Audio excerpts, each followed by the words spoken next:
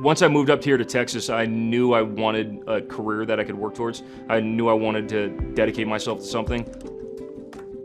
So I cast a wide net. I came up with HVAC, electricians, a handful of other trades, something that I could work with my hands.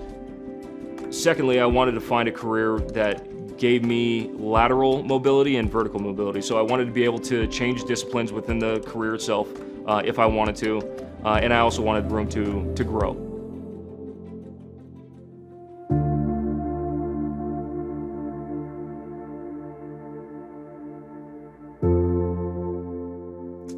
I was probably at the lowest point in my life once I got out of the military.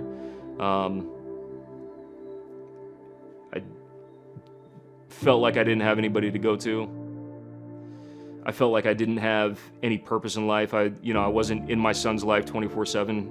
I felt like I wasn't doing enough for my son. I wasn't doing enough for myself. He's my foundation. He's my baseline. He gives me the ultimate purpose for being here, for sure.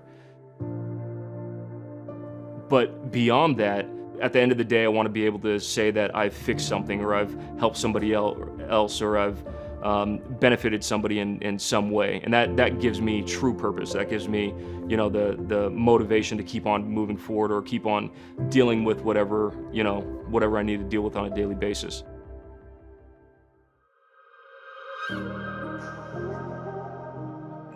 If you're an HVAC tech and you show up at somebody's house, their cooling is down, or their heat is shut off, or whatever the case may be, you diagnose and you solve the problem, and there's that immediate, the immediate gratification of knowing that you benefited somebody's life.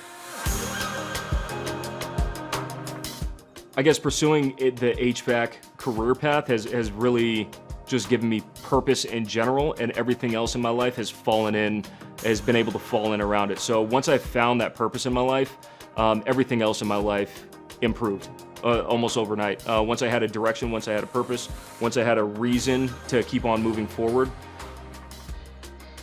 my relationship with my son started to improve. I was in a better mood.